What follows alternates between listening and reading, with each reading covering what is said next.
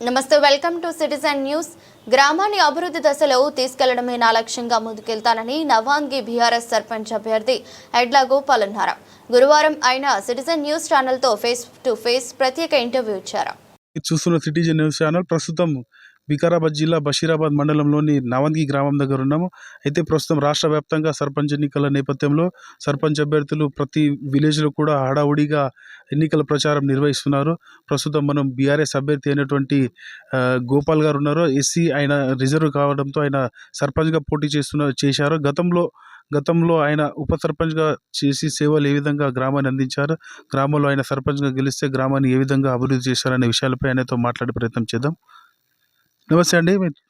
మీరు గతంలో ఉప సర్పంచ్గా గ్రామంలో ఉన్నారు. ఈసారి ఇప్పుడు సర్పంచ్గా పోటీ చేస్తున్నారు. గ్రామాన్ని ఏ విధంగా అభివృద్ధి దశలో తీసుకెళ్తారు? అందరికీ నమస్కారం. నావంగి ప్రజలకు అందరికీ నా యొక్క నమస్కారాలు. నేను ఎడ్ల గోపాల్. నేను నావంగి గ్రామ పంచాయతీ సర్పంచ్ అభ్యర్థిగా పోటీ చేస్తున్నాను. నా యొక్క గుర్తు ఉంగరం గుర్తు.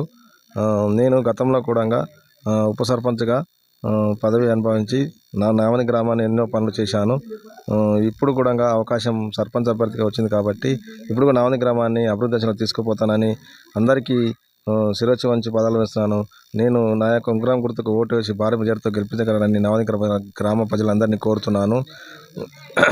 ఈ ఒక్క అవకాశం మళ్ళీ ఇస్తే అభివృద్ధి ఏందో చేసి చూపిస్తానని మాట ఇస్తున్నాను.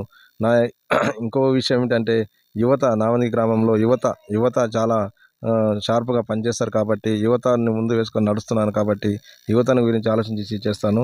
యువత కూడా సహాయ సహకారాలు అందిస్తానని, నా వంతు ఎంత అయితే అంత ప్రతి ఒక్కరికి సహాయ సహకారాలు అందిస్తానని ఈరోజు మీరు ఇప్పుడు సర్పంచ్ అభ్యర్థిగా పోటీ చేస్తున్నారు. మీరు గ్రామ ప్రజలకు ఏం హామీ ఇవ్వగలుగుతారు?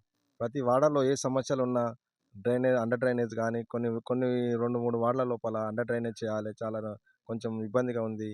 కొంచెం సీసీ రోడ్లు కానీ వాటర్ ప్రాబ్లం ఉంది. ఇవన్నీ నేను గెలిచిన వెంబడి తీరుస్తానని హామీ ఇస్తున్నాను. మీరు గెలిచిన తర్వాత మీరు గ్రామాన్ని మొత్తం అభివృద్ధి దశలో తీసుకెళ్తారు?